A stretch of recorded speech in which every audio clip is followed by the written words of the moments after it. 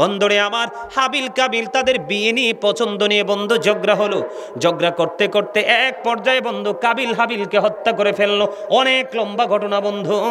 এবার যখন কাবিলকে হত্যা করলো, হযরতে আব্দুল্লাহ রাদিয়াল্লাহু তাআলা আনহু বললেন, আমি জলযানে ভ্রমণ করতেছিলাম। ভ্রমণ করতে করতে করতে করতে হঠাৎ করে দেখলাম প্রাকৃতিক পরিবেশটা আমার প্রতিকূলে চলে গেল। আমার এটা অনুকূলে নাই। আমি আস্তে করে তাড়াতাড়ি করে কুলে ভিড়লাম। কুলে বিরার পরে আমি সামনের দিকে অগ্রসর হলাম।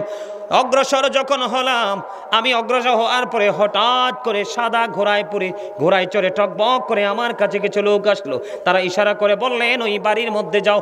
চতুর্দিকে প্রাচীর ঘেরা এক বাড়ি। আমি বাড়ির মধ্যে প্রবেশ করলাম। বাড়ির মধ্যে প্রবেশ করে দেখতে পাইলাম বাড়ির মধ্যে বিশাল বড় একটা পানির হাউস। এই হাউজের উপরে দেখতে পাইলাম একটা ব্যক্তি পা দুইটা উপরের মাথার উপর দিকে ঝুলানো, মাথাটা ঠিক পানির হাউসটার খুব কাছাকাছি। ইনি বলতেছেন সে পানিটা টাচ করতে পারে, কি করতে পারে, তিনি পানিটা ধরতে পারে, কিন্তু উনি শুধু পানি পানি করে বন্ধু চিৎকার চেঁচামেচি করতেছে। পানির পিপাসায় বন্ধু কলিজা ফেটে যাচ্ছে, কিন্তু পানির হাউজের উপর তিনি পানি পান করতে পারে না। হযরতে আব্দুল্লাহ রাদিয়াল্লাহু তাআলা আনহু বললেন, আমি একটা পেয়ালা দিয়ে পানি যখন তার দিকে নিয়ে যাচ্ছিলাম, আমার হাতের এই কবজি পর্যন্ত কি হয়ে গেল, অবশ হয়ে গেল। আমি হাজার চেষ্টা করেও তাকে পানি পান করাতে পারলাম না। এবার তাকে প্রশ্ন করলাম, তুমি কে? এবার তিনি উত্তর দিলেন, আমি হলাম আদম আলাইহিস সালামের ছেলে কাবিল। তোমার এই অবস্থা কেন? আমার এই অবস্থার কারণ হলো আমি নারীর লোভে পরে আল্লাহর হুকুমকে অমান্য করে পৃথিবীর পবিত্র ভূমিকে সর্বপ্রথম আমার ভাইয়ের রক্তে আমি লাল করেছি, তাকে হত্যা করেছি। জোরে জোরে কন্যা নাউজুবিল্লাহ। আমি পানি পানি করছি, পানির পিপাসায় আমার কলিজা ফেটে যাওয়ার উপক্রম হলো, অথচ আমি পানির হাউজের উপর ঝুলন্ত আছি, কিন্তু পানি পান করতে পারছি না।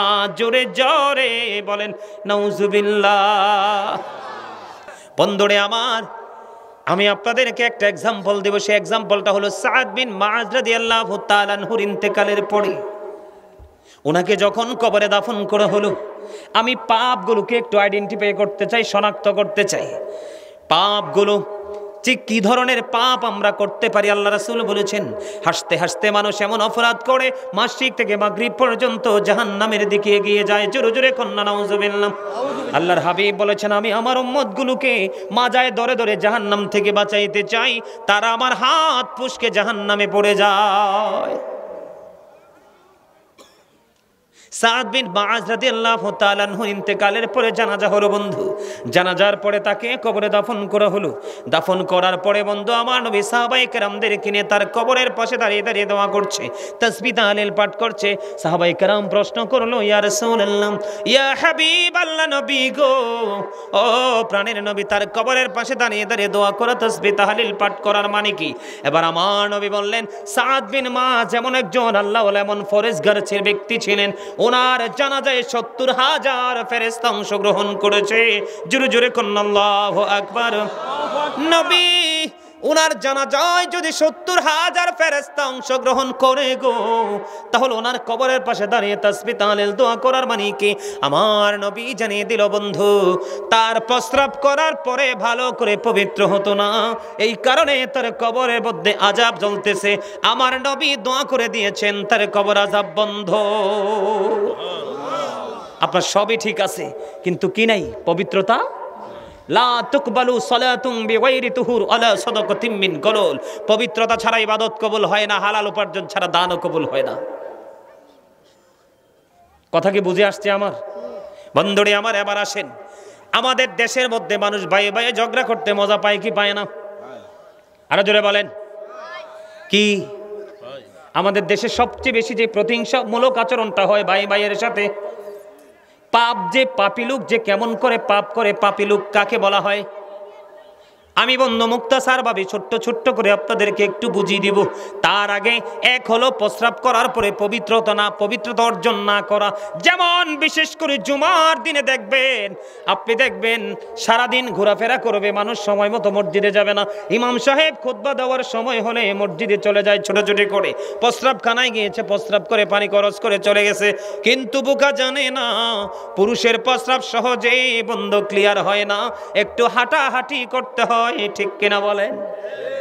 আপনি কিন্তু নামাজে জামাতে যদি আখিরি বৈঠকে বসেন তাও জামাতের সওয়াব পাবেন, কিন্তু অপবিত্র হয়ে নামাজ পড়লে আপনার কোনো ফায়দা। তাহলে কোনটা আগে দরকার? পবিত্রতা। বন্ধু, আমি আপনাদেরকে বলে দিই, হযরতে আব্বাস রাদিয়াল্লাহু তাআলা আনহুর জামানায় এক ব্যক্তি ইন্তেকাল করলো, করার পরে বন্ধু ওনাকে কবরে দাফন করা হলো। দাফন করার জন্য যখন নিয়ে গেল তার আপন স্বজনেরা, এবার কবরের দিকে চাইয়া দেখে ছোট্ট বিড়ালের আকৃতিতে, কিতাব যেটা প্রমাণ করেছে বিড়ালের আকৃতিতে এক জানোয়ার তার কবরের মধ্যে প্রবেশ করেছে। জোরে বলেন না নাউজুবিল্লাহ। আর জোরে। কি? বিড়ালের আকৃতির একটা জানোয়ার তার কবরের মধ্যে প্রবেশ করেছে। হাজার চেষ্টা করার পরে বন্ধু জানোয়ারটাকে সরাইতে পারে না। এবার তারা তাৎক্ষণিকভাবে চিন্তা করলে এই কবরে তাকে দাফন করবো না, নিশ্চয়ই কোনো সমস্যা আছে। আরো একটা কবর বন্ধু খনন করা হলো, আর একটা কবর খনন করার পরে তাকে আবার কবরে নিয়ে যাওয়া হলো দাফন করার জন্য। আবার চাইয়া দেখে ওই যে বিড়ালের আকৃতিতে জানোয়ার, ওই কবরের মধ্যে দেখে আবার ও বিড়ালের আকৃতিতে জানোয়ার এসে প্রেজেন্ট। দুইটা কবর এখান থেকেও বন্ধু সরাইতে পারে না। তৃতীয়বার আবার একটা কবর খনন করলো। আবার যখন তার ওই লাশটাকে নিয়ে কবরে চলে গেল, এবার আবার চাইয়া দেখে তার কবরের মধ্যে বন্ধু আরেকটা জানোয়ার বিড়ালের আকৃতিতে। এবার তারা বলতেছে না, কোনো রহস্য আছে, এখানে দাফন করব না। আব্বাস রাদিয়াল্লাহু তাআলা আনহুকে খবর দেওয়া হলো। উনি জলদি করে বন্ধু কবরের পাশে চলে আসলো। আসার পরে পুরো ব্যাখ্যা বিশ্লেষণ তিনি জানতে পারলেন। জানার পরে তিনি বললেন, তাকে জানোয়ার সহ কবরের মধ্যে দাফন করো। তাকে দাফন কাফন সম্পূর্ণ করে বন্ধু চলে গেলেন। কোথায় চলে গেলেন? ওই বন্ধু তার বাড়িতে। বাড়িতে যাওয়ার পরে খবর নিলেন তার জীবনে কি এমন কর্ম করেছে, একটু খবর নেওয়া দরকার। এবার তার বিবির সাথে যখন বন্ধু আলাপ আলোচনা হলো, পুরো ঘটনাটা যখন বিশ্লেষণ করা হলো, এবার তার বিবি ডাক দিয়ে বলল, আমার স্বামীর কাছে থেকে আমি একটা নোংরামি দেখেছি, সেটা হলো স্বামী স্ত্রীর মিলন যখন হতো সে ইসলামী আইন অনুযায়ী সুন্দর করে সে পবিত্র হতো না। আমার মনে হয় এই কারণে তার কবরের মধ্যে নাপাক জানোয়ার হাজির। নাউজুবিল্লাহ বলেন না কেন? আরো জোরে। বন্ধুরে আমার, আমি আপনাদেরকে বলে দেই, এই পৃথিবীর পবিত্র ভূমি সর্বপ্রথম নোংরা করেছে বন্ধু কাবিল। এটা আলেমরা জানে। হাবিলকে হত্যা করেছে কাবিল নারীর লোভের কারণে। কিসের কারণে? আদম আর সাফিউল্লাহ মা হাওয়ার সাথে বিয়ে হয়েছে, তারা স্বামী স্ত্রী। মা হাওয়া 20 বার সন্তান প্রসব করেছে, প্রত্যেকবারই ডাবল সন্তান প্রসব করেছে। একটা ছেলে একটা মেয়ে প্রত্যেকবারই করেছে। বন্ধুরে আমার, হাবিল কাবিল তাদের বিয়ে নিয়ে পছন্দ নিয়ে বন্ধু ঝগড়া হলো। ঝগড়া করতে করতে এক পর্যায়ে বন্ধু কাবিল হাবিলকে হত্যা করে ফেললো। অনেক লম্বা ঘটনা বন্ধু। এবার যখন কাবিলকে হত্যা করলো, হযরতে আব্দুল্লাহ রাদিয়াল্লাহু তাআলা আনহু বললেন, আমি জলযানে ভ্রমণ করতেছিলাম। ভ্রমণ করতে করতে করতে করতে হঠাৎ করে দেখলাম প্রাকৃতিক পরিবেশটা আমার প্রতিকূলে চলে গেল, আমার এটা অনুকূলে নাই। আমি আস্তে করে তাড়াতাড়ি করে কোলে ভিড়লাম। কোলে বিরার পরে আমি সামনের দিকে অগ্রসর হলাম। অগ্রসর যখন হলাম, আমি অগ্রসর হওয়ার পরে হঠাৎ করে সাদা ঘোড়ায় চড়ে টকবক করে আমার কাছে কিছু লোক আসলো। তারা ইশারা করে বললেন, ওই বাড়ির মধ্যে যাও। চতুর্দিকে প্রাচীর ঘেরা এক বাড়ি। আমি বাড়ির মধ্যে প্রবেশ করলাম।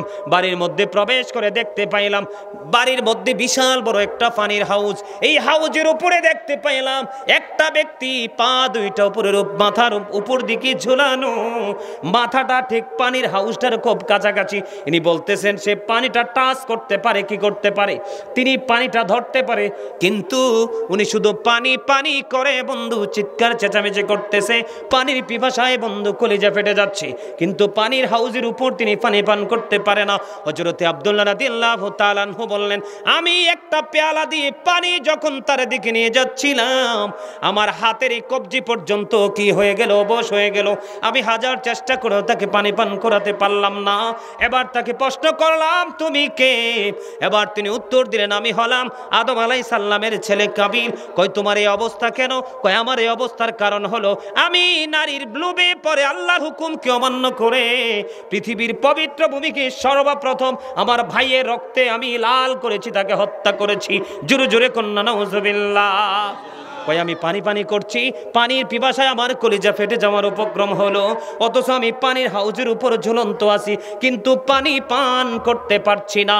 জোরে জোরে বলেন নাউজুবিল্লাহ। এরকম পাপ আমাদের মাঝে আছে না নাই? আরো জোরে বলেন না কেন?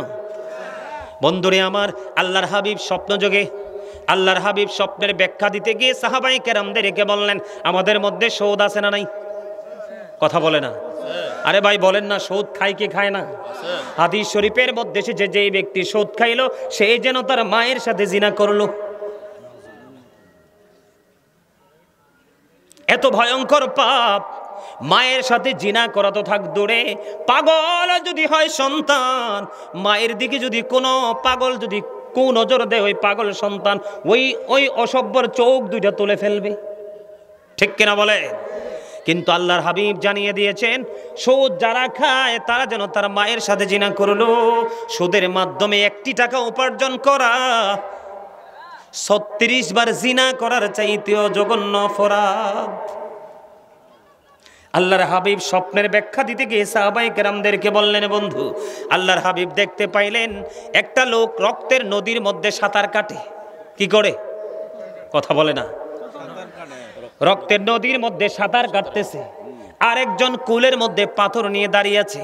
ওই রক্তের নদী থেকে সাঁতার কেটে কেটে যখন কুলের দিকে আসতে চায়, ওই যিনি কুলে দাঁড়িয়ে আছে তিনি শুধু পাথর নিক্ষেপ করে করে বন্ধু লোকটাকে ফিরিয়ে দিচ্ছে, লোকটাকে শুধু অন্যত্রে ফিরিয়ে দিচ্ছে। বন্ধু ফিরিয়ে যখন দিচ্ছে, এই দৃশ্য যখন দেখলেন, রাসূলের সঙ্গী হলেন ফেরেশতারা। আল্লাহর হাবিব বললেন, স্বপ্ন যোগে আমি পরিদর্শন করতেছি। ফেরেশতারা আমাকে নিয়ে বলল, আল্লাহর হাবিব চলেন ভ্রমণ করব। আমি ভ্রমণে গিয়ে দেখলাম এই দৃশ্য। তখন আমি ফেরেশতাদেরকে প্রশ্ন করলাম, এই যে রক্তের নদীর মধ্যে সাঁতার কাটে রে, ওই মানুষটা কে রে? কি এমন অপরাধ করেছে সে তার এই অবস্থা? সে রক্তের নদীর মধ্যে সাঁতার কাটে, হাজার চেষ্টা করলো কুলে ফেরার জন্য, সে কুলে ফিরতে পারে না। তার অপরাধ কি? ফেরেশতারা ডেকে ডেকে বলল, নবী গো, এরা হলো আপনার নামদারি কিছু সুদখোর উম্মত। আরো জোরে কন্যা নাউজুবিল্লাহ। নাউজুবিল্লাহ। এটা আসতে বললেন কেন? সুদ কি ভালো কাজ? সুদ যিনি খায়, সুদ যিনি দেয়, যিনি সুদের সাক্ষী হয়, যিনি সুদের স্টাম্প লেখে, যিনি সুদের টাকা কালেকশনে নিয়োজিত থাকে, আল্লাহ রাসূল বলেছেন উভয় সমান অপরাধী। কাউকে 1 ইঞ্চি পরিমাণ ছাড় দেওয়া হবে। আপনারা সবাই জানেন, আপনারা আমার প্রাণের নবী মেরাজে চলে গেল। মেরাজে যাওয়ার পরে আমার নবী জাহান্নামের দিকে নজর দিলেন। একটা সম্প্রদায়কে নবীজি দেখতে পাইলেন, এক একজনের পেট এক একটা ঘরের মতো বড় বড়। কিসের মতো? এক একটা ঘরের মতো বড় বড়। জিব্রাইলকে প্রশ্ন করলো, ভাই জিব্রাইল, এই যে ঘরের মতো বড় বড় পেটওয়ালা মানুষগুলো এরা কারা রে? আমার নবীজি যখন প্রশ্ন করলো, জিব্রাইল বললেন, ইয়া রাসূলুল্লাহ, ইয়া হাবিবাল্লাহ, নবী গো, ও প্রাণের নবী, এগুলো হলো দুনিয়ার সুদখোর এবং ঘুষখোর। আল্লাহর হাবিব ডাক দিয়ে বললেন, জিব্রাইল, আমি তাদের পেটের দিকে নজর দিয়ে চাইয়া দেখলাম, পেটটা ভর্তি সাপ আর বিচ্ছু দেখা যায়। আরো জোরে জোরে বলেন না নাউজুবিল্লাহ। এগুলো কি অন্যায় না? কথা বলেন না কেন? এগুলো কি অপরাধ না? অপরাধগুলো কি মানুষ করছে না? আমরা করতেছি না? এই মানুষগুলোর মৃত্যু কেমন হবে কল্পনা করতে পারেন? পর উঠতে দেরি রে, আল্লাহর কুদরতি হাত দিয়ে ধাক্কা দিয়ে তাদেরকে জাহান্নামে ফেলে দিবে। আপনারা জানেন না, কোথাও থাকবে বন্ধু জাহান্নামীদের নিংড়ানো লিকুইড জিনিস, কোথাও থাকবে ঘাম, কোথাও থাকবে বন্ধু হাহাকার, কোথাও থাকবে চিৎকার চেঁচামেচি। জাহান্নাম মানে ভয়ঙ্কর এক পরিবেশ, এক ভয়ঙ্কর এক পরিবেশ পরিস্থিতি বন্ধু। কাউকে বন্ধু কারো কারো নিকটবর্তী থাকবে জাক্কুম, কারো কারো নিকটবর্তী থাকবে তিনাতুল খাবাল, কারো কারো নিকটবর্তী কারো মাথার উপর উত্তপ্ত গরম পানি ঢালা হবে, কারো পেটের মধ্যে আবার বন্ধু গরম পানি বক্ষণ করানো হবে। এতটাই উত্তপ্ত, চতুর্দিকে বন্ধু শুধু হাহাকার, চতুর্দিকে শুধুই বন্ধু হাহাকার, হতাশ হওয়ার মতো সেই পরিস্থিতি। কিন্তু যারা আল্লাহর প্রিয় হবে, আল্লাহর প্রিয় গোলাম হয়ে যারা কবরে যাবে, তাদের জন্য কোনো ভয়ঙ্কর পরিস্থিতি নেই। তাদের প্রত্যেকটা ধাপ, প্রত্যেকটা স্টেপ তাদের হবে নিরাপদ। জোরে জোরে বলুন না সুবহানাল্লাহ। আর একটু মহাব্বতে। আপনারা জানেননি, এই যে মানুষগুলো যারা অপরাধী, যারা পাপী, যারা নোংরা কাজ করতে বেশি পছন্দ করে বন্ধু, ওই মানুষগুলোর জন্য এতটাই ভয়ঙ্কর হবে, এতটাই প্রতিকূল হবে অবস্থা। আল্লাহর হাবিব জানিয়ে দিয়েছেন, একেবারে সর্বনিম্ন কম আযাব যারা ভোগ করবে রে, একেবারে ছোট্ট আযাব যারা ভোগ করবে, তাদেরকে আগুনের এক জোড়া জুতা পরিয়ে দেওয়া হবে। ওমা নাউজুবিল্লাহ বলেন না, কি হয়ে যাবে? আগুনের এক জোড়া গোস্ত। ঈদের দিন, কুরবানি ঈদের দিন মুসলমানের ঘরে ঘরে বেশি গোস্ত রান্না হয়, গরিব হোক ধনী হোক সবার ঘরে, ঠিক না বেঠে? গোস্ত যখন উতরায় দেখবেন টকবক টকবক করে উতরাবে, এই যে পায়ের মধ্যে আগুনের জুতা পরিয়ে দেওয়া হবে, আর মাথার মগজটা গোস্তের পাতিলের মতো টকবক টকবক করে উতরাইতে থাকবে। বন্ধু, এই যে শুরুতেই বলেছি, বাঁচতেও পারবা না, মরতেও পারবা না, এখান থেকে পালিয়ে যেতেও পারবা না। বন্ধুরে আমার দিকে তাকান বন্ধু, একটু মন দিয়ে শোনেন। আমি আগেই বলেছি, ওয়াজ কিন্তু সব মানুষের জন্য নয়, বিবেকবানদের জন্য। ওয়াজ বিবেকহীন মানুষের জন্য নয়, বুদ্ধিহীন মানুষের জন্য নয়, এগুলো হলো বুদ্ধিমান মানুষের জন্য বন্ধু। 1000 বছর জাহান্নামের আগুনকে তাপ দেওয়া হলো, আগুনের রং হয়ে গেল বন্ধু লাল। আরো 1000 বছর তাপ দেওয়া হলো, আগুনের রং হয়ে গেল বন্ধু সাদা। আরো 1000 বছর তাপ দেওয়া হলো, আগুনের রং হয়ে গেল কালো। এক এক করে 3000 বছর উত্তপ্ত করে এই জাহান্নামের আগুনটাকে রেডি করা হয়েছে বন্ধু পাপীদের জন্য। কার জন্য? আরো জোরে বলেন না। জাহান্নামের পাহারাদার মালিক, জাহান্নামের পাহারাদার ফেরেশতার নাম হলো মালিক ফেরেশতা। কে? জিবরাইল আলাইহিস সালাম একদিন গেলেন মালিক ফেরেশতাকে গিয়ে বললেন, জাহান্নাম থেকে একটু এগুন আমাকে বের করে দাও। কয় কতটুকু পরিমাণ? কয় এই আঙ্গুলের মাথায় যতটুকু ওঠে ততটুকু সম পরিমাণ। এবার ওই মালিক ফেরেশতা একটা ডাক দিয়ে বললেন, জিবরাইল, ওই জাহান্নাম থেকে আঙ্গুলের মাথায় যতটুকু আগুন বের করা যায়, ওই আগুন যদি বের করা হয় রে, আল্লাহর আলম 7 আসমান 7 জমিন পড়ে ছাই হয়ে যাবে। আল্লাহ রাব্বুল আলামিনের কাছে আজরাইল জিবরাইল আলাইহিস সালাম দরখাস্ত করলো, মনিব আগুনের পরিমাণটা কমিয়ে দাও। আল্লাহ রাব্বুল আলামিন বললেন, সরিষা পরিমাণ আগুনটাকে 70 বার দোয়ার পরে নিবাইতে পারেনি। ওই 70 বার ধুয়ে যখন পাহাড়ের চূড়ায় রাখা হলো, ওই পাহাড়টাকে পুড়িয়ে ছাই করে বন্ধু আবার সেই জাহান্নামে এসে মওজুদ হয়ে যায়। এতটা ভয়ঙ্কর, এতটা হিংস্র হবে আগুন। এই আগুনের মধ্যে মানুষগুলো থাকবে বন্ধু, সমস্ত অঙ্গ পুড়ে ছাই হয়ে যাবে, লিকুইড হয়ে যাবে, আবার তাকে মানুষ বানানো হবে। এমনি করে করে ধারাবাহিকভাবে তার আযাব চলতে থাকবে।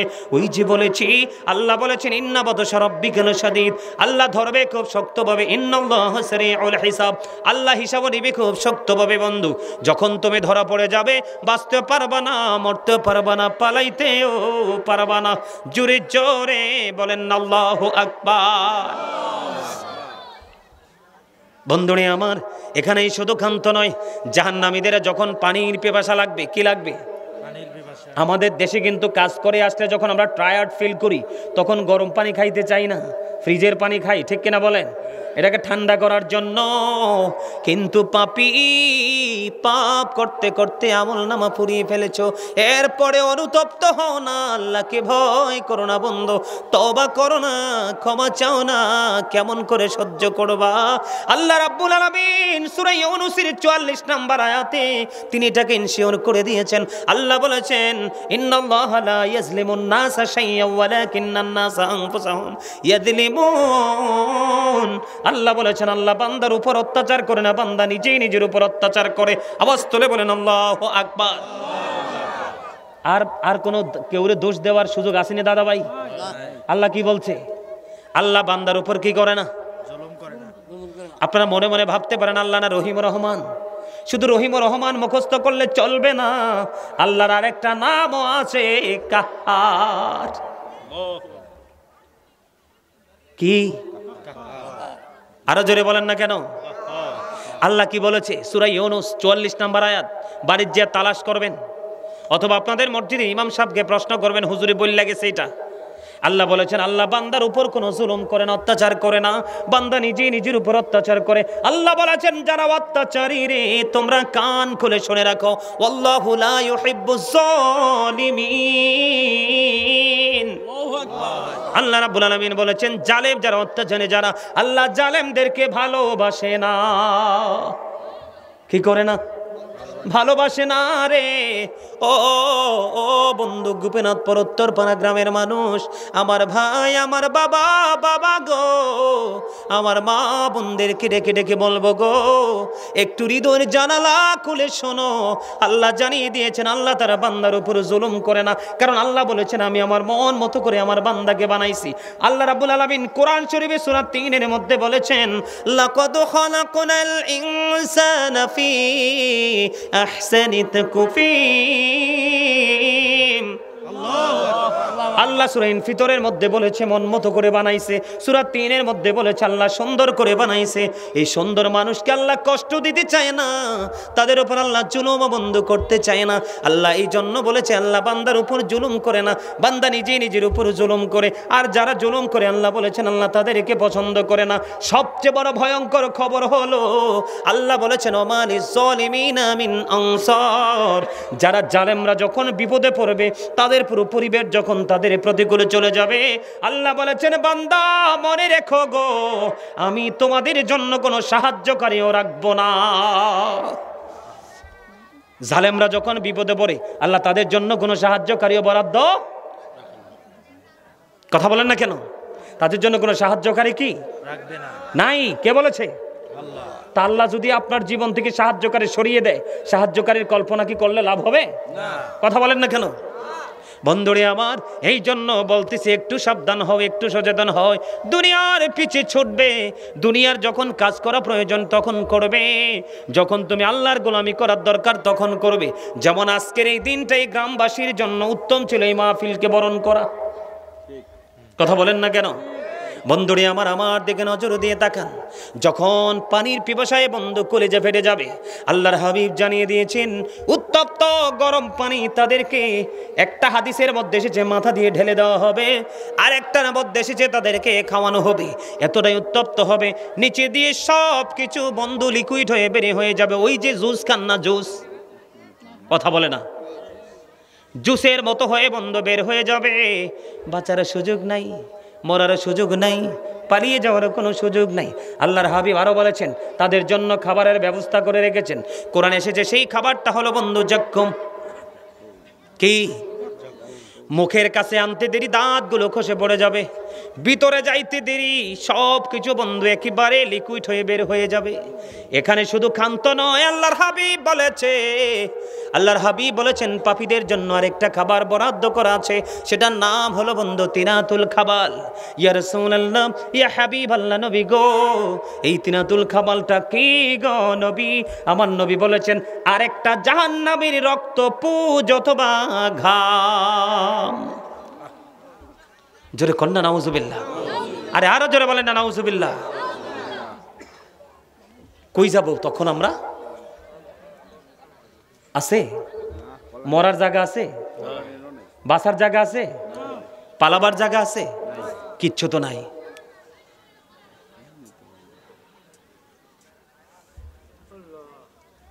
আমাদেরকে এগুলো একটু স্মরণ করতে হবে, এগুলো আমাদেরকে একটু মাথায় ব্রেইনে সেট আপ দিতে হবে। কথা কি বুঝতে পারছেন? এই জন্য আমি বলি এইসব হবে যাইতে হবে কবরে, হিসাব নিকাশ দিতে গো হবে হাসরে। আল্লাহুম্মা মুহাম্মাদে মুহাম্মাদ ওয়া আলা আলি মুহাম্মাদ ওয়া আলা আলি মুহাম্মাদ। করবা বাহারি করবা ঘর করবা কি যুখনি চলিয়ার যাবে প্রাণ পাখি। আল্লাহুম্মা মুহাম্মাদে মুহাম্মাদ ওয়া আলা আলি সাইয়্যিদিনা মুহাম্মাদ কবরের খবর যদি মানুষ জানে তো ঘোড়বাড়ি চারিয়ার সবাই পালাই তো আল্লাহুম্মা সাল্লি আলা মুহাম্মাদ ওয়া আলা আলি সাইয়্যিদিনা মুহাম্মাদ কান্দায়ো না পানের নবীকে কান্দাইলে রে কাঁদবা হাসরে আল্লাহুম্মা সাল্লি আলা মুহাম্মাদ ওয়া আলা আলি সাইয়্যিদিনা মুহাম্মাদ ওয়া আলা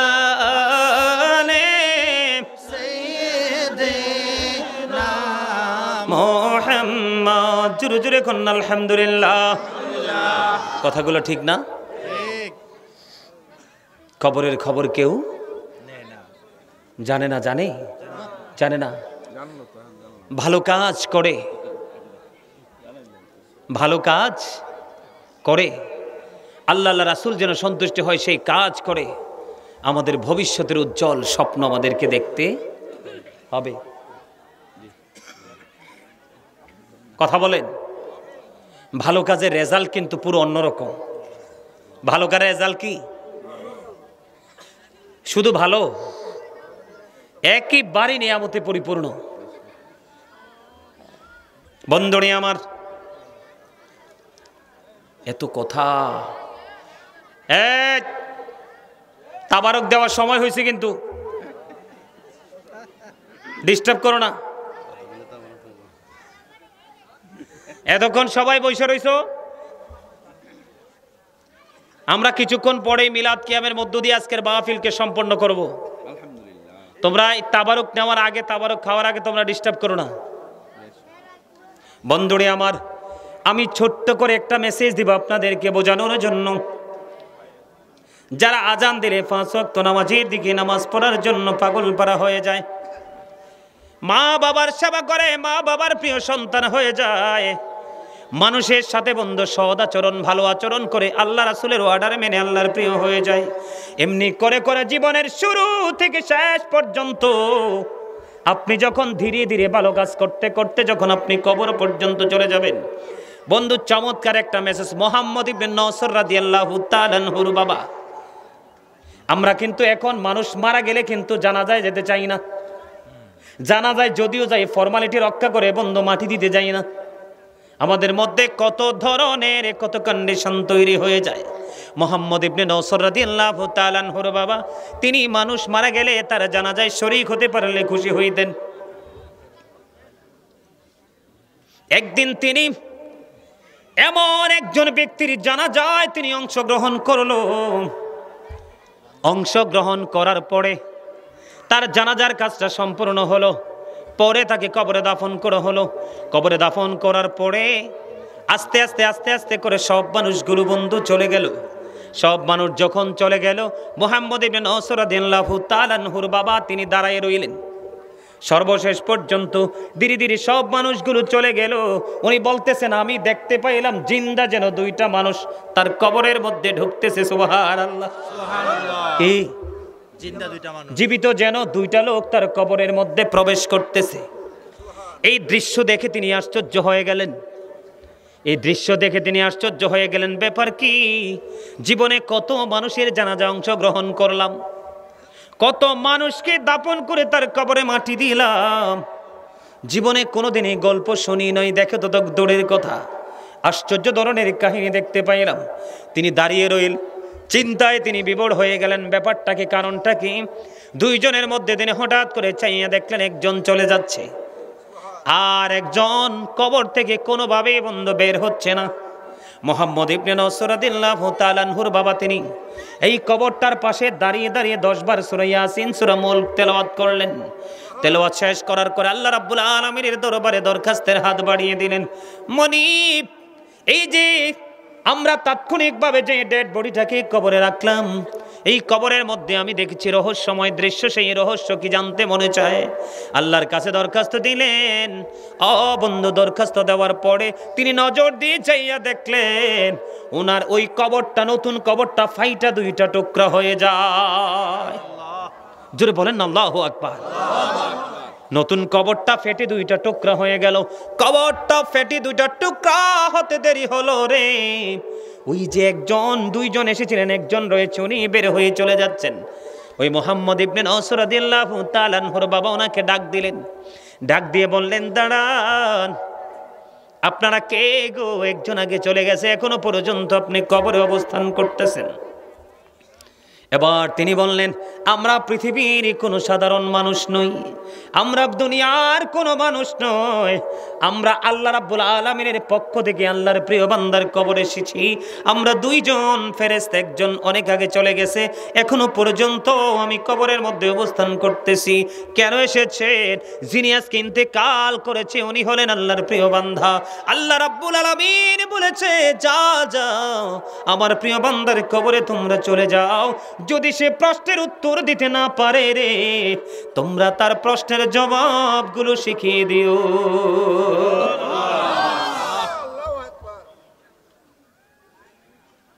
আপনারা তো জানেন না, আল্লাহর কাজ যারা করবে, যারা অল টাইম আল্লাহর জিকিরে ব্যস্ত থাকবে, সব জিকির আল্লাহ স্মরণে, আল্লাহ সন্তোষের জন্য যা করা হয় সব জিকির, যেই ব্যক্তিটা আল্লাহর জিকির করতে করতে করতে করতে দিন অতিবাহিত করবে, ওই ব্যক্তিটার প্রাণ পাখি নেওয়ার জন্য মৃত্যুদূত কত দিক দিয়ে চেষ্টা করবে, হাত দিয়ে, চোখ দিয়ে, মুখ দিয়ে, যেদিকে যাবে সেদিকেই জিকির, যেদিকে যাবে সেদিকেই জিকির, কোনো দিক দিয়ে তার প্রাণ পাখিটা বের করতে পারবে না বন্ধু। আল্লাহ রাব্বুল আলামিনের দরবারে দরখাস্ত করে দেবে, মনিব তোমার বান্দার অঙ্গ প্রত্যঙ্গ চতুর্দিকে শুধু জিকির শোনা যায়, কোন দিক দিয়ে তার প্রাণ পাখি তো বের করতে পারছি না। আল্লাহ রাব্বুল আলামিন মৃত্যুদূতকে বলবে, তুমি এইভাবে পারবা না। বন্ধু, আল্লাহ রাব্বুল আলামিন মৃত্যুদূতকে বলবে, তুমি জান্নাতে চলে এসো, জান্নাত থেকে একটা স্যাম্পল নিয়ে আসো, অত্যন্ত সুঘ্রাণ যুক্ত। তুমি যখন ওই আমার প্রিয় বান্দার সামনে যখন ধরবে, তার ভিতরে সুঘ্রাণ প্রবেশ করবে, রুহুর ভিতর থেকে পানি বের হওয়ার মতো পরিস্থিতি তৈরি হবে, আর সেইভাবে তার প্রাণ পাখিটা হাতে চলে আসবে। আল্লাহর প্রিয় লোকদের কোথাও কোনো ভয় নাই, তাদের কোনো টেনশন নাই, তাদের কোনো চিন্তা নাই। তার প্রমাণ হলো আল্লাহ বলেছেন, behold verily the friends of Allah have nothing to fear or to regret।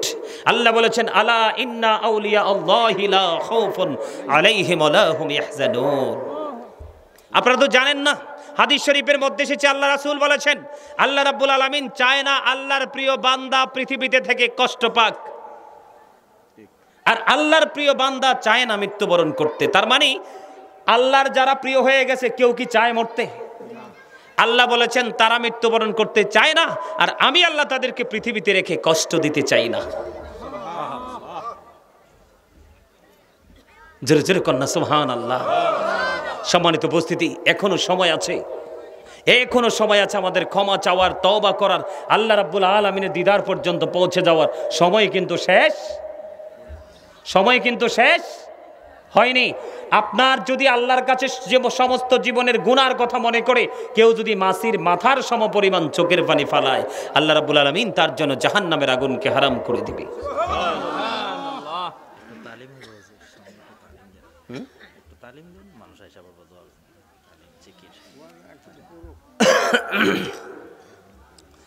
মানুষের অন্তর তো বিরানির ডেকে যাইয়া রয়েছে না, তালিম দেন।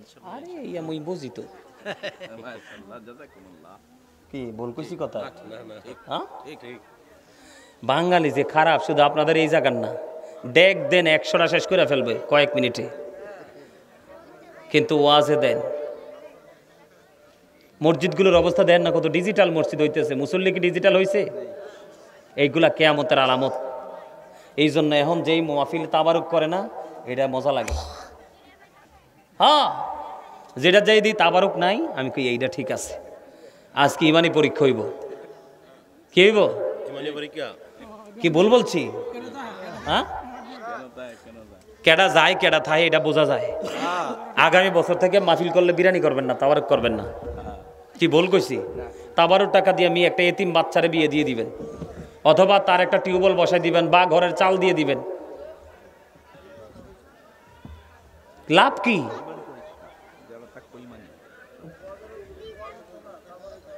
আমার কথা বুঝতে পারছেন? আমার আল্লাহ আল্লাহ আল্লাহ লা ইলাহা ইল্লাহ আল্লাহ আল্লাহ আল্লাহ লা ইলাহা ইল্লাহ। মনটা আমার চাই যে শুধু যেতে মদিনায়, রে মনটা আমার পাগল পারা যেতে মদিনায়। অবুঝে মনে রে বোঝাই যত, অবুঝে মনে রে বোঝাই যত, সে তো বোঝে না নবীজি। আল্লাহ আল্লাহ আল্লাহ লা ইলাহা ইল্লাহ আল্লাহ আল্লাহ লা ইলাহা ইল্লাহ। ও গুনাহগারের গহনা জোরে দিদারে আপনার, রে গুনাহগারের গহনা জোরে দিদারে আপনার। দয়া করে দিয়েন দেখা হাবিবি দো জাহান নবীজি।